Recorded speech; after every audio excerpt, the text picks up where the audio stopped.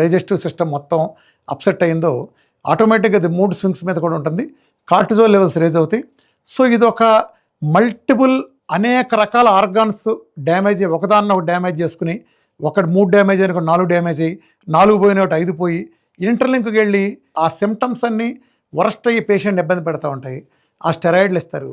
ఆ స్టెరాయిడ్లు వేసుకుంటే దాని ఎటువంటి పరిష్కారం లేదు. ఇది ఒక జీవితకాలపు డిసీజ్. దురదృష్టవశాత్తు ఇది పెద్ద ఏజాళ్ళలో కూడా రాదు. 20 ఏళ్ళ నుంచి 40 ఏళ్ళ మధ్యలో ఎక్కువ వస్తుంది. చిన్న వయసులో ఇంకా పెద్ద వయసులో వచ్చేది చాలా తక్కువ, 5 to 10% ఉంటుంది. ఈ మధ్యకాలంలో అందరికీ ఎక్కువగా వస్తుంది. ఇది చాప కింద నీరులాగా వెళ్తుంది. దీని టెస్ట్ నిర్ధారణ కూడా కొంచెం కష్టం. దీనికి సంబంధించి అనేక టెస్టులు చేస్తారు.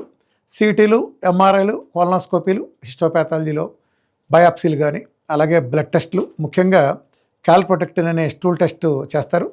ఇంకా ఇన్ఫ్లమేషన్ని సరిచూసుకునే మార్కర్లు హెచ్ఎస్సిఆర్పి లాంటి, ముఖ్యంగా సిఆర్పి, హెచ్ఎస్సిఆర్పి ఇలాంటి మార్కర్లు చూసుకుంటారు. ఇన్ఫ్లమేషన్ బేసికల్గా ఏంటంటే ఇది ఒక జీవితాంతం వదలని, అంటే మన ఇమ్యూనిటీ అటాక్ చేసిన జీవితాంతం వదలని ఒక ఇన్ఫ్లమేషన్ మన డైజెస్టివ్ అయిన మొత్తాన్ని సర్వనాశనం చేసి, అంటే మిలితిప్పినట్టు, అంటే ఒక చీమ్కోకు బయట ఉంటే ఎలా ఉంటుందో ఇన్సైడ్ పేగుల్లో ఉంటే అది ఎలా ఉంటుందో అంత దారుణమైన వేదన,